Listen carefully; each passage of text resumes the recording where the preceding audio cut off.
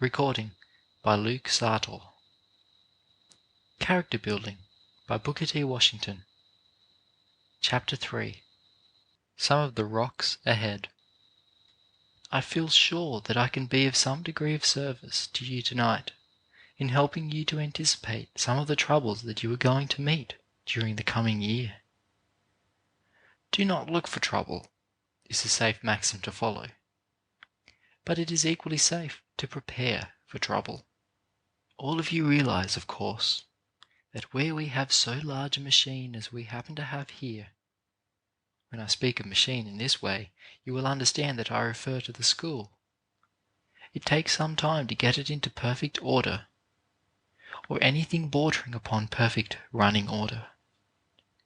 Now, I repeat, it is the wise individual who prepares himself beforehand for the day of difficulties, for the day of discouragements, for the rainy day. It is the wise individual who makes up his mind that life is not going to be all sunshine, that all is not going to be perpetual pleasure. What is true of everyday life is true of school life. There are a number of difficulties which it is probable you are going to meet, or which are going to meet you. I want you to prepare yourselves against these as wisely as you can. In the first place, a great many of you are going to be disappointed, if this has not already been the case, in the classes to which you will be assigned. The average individual thinks he knows a great deal more than he does know. The individual who really knows more than he thinks he knows is very rare indeed. The individual who really knows more than he thinks he knows is very rare indeed. When a student gets to the point where he knows more than he thinks he knows, the student is about ready to leave school. I wish a very large number of you had reached that point. I repeat, numbers of you are going to be disappointed during the year as to the classes to which you are going to be assigned. Now, I want to give you this advice before you go to an institution. Examine the catalogue of that school. The catalogue will give you all the information about the school. Then make up your mind whether or not you have faith in that institution. Find out if it is the school you wish to attend, and then decide if you have faith enough in it to become its pupil. Then, if you have once done this, make up your mind that those who are placed over you as your teachers have had more experience than you can have had, and that they are therefore able to advise you as to your classes. Make up your mind that if you are asked to go into a lower class than you think your ability entitles you to go into, you are going to follow the advice and instruction of the people who are older than you and who have more education than you have.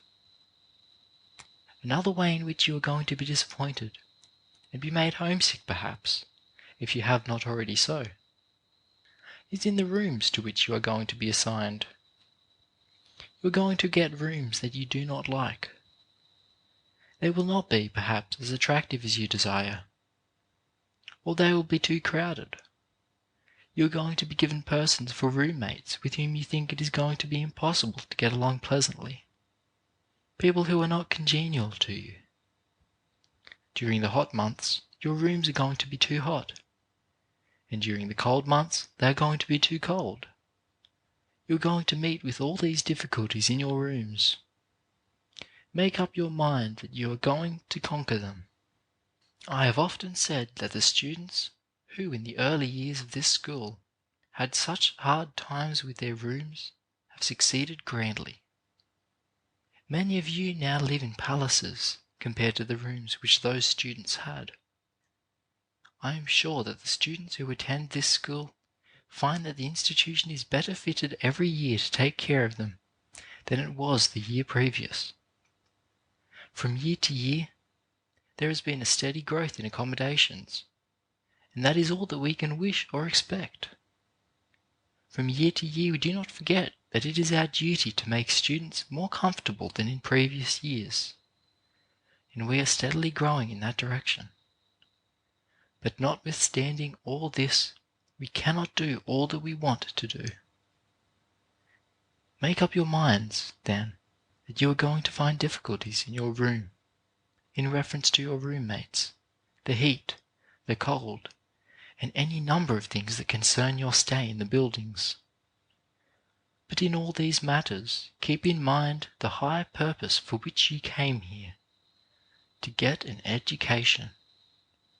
Get that thought into your heart and body, and it will enable you to be the master of all these little things, all these minor and temporary obstacles.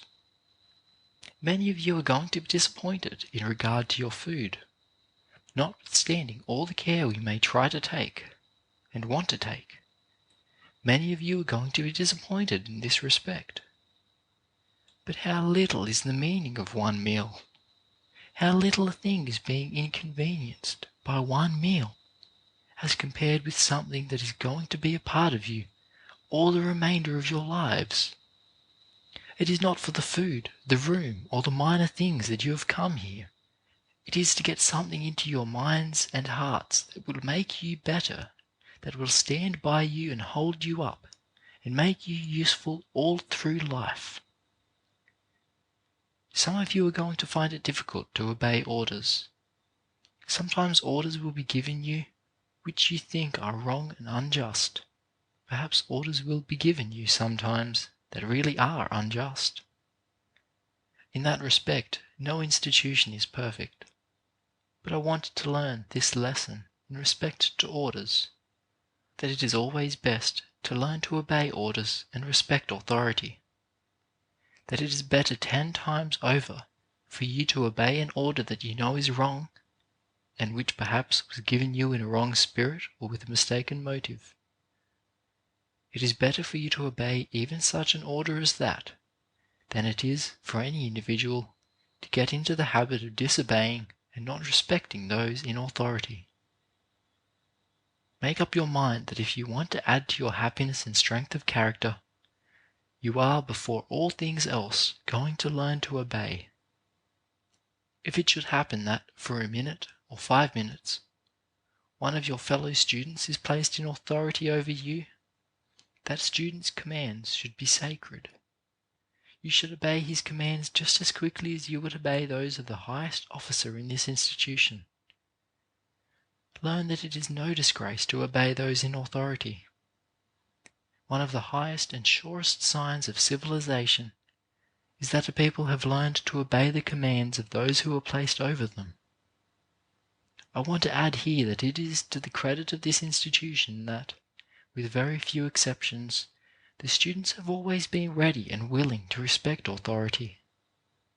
I want you to see, as I think you will see, that having a hard time, running up against difficulties here and there, helps to make an individual strong, and also helps to make him powerful.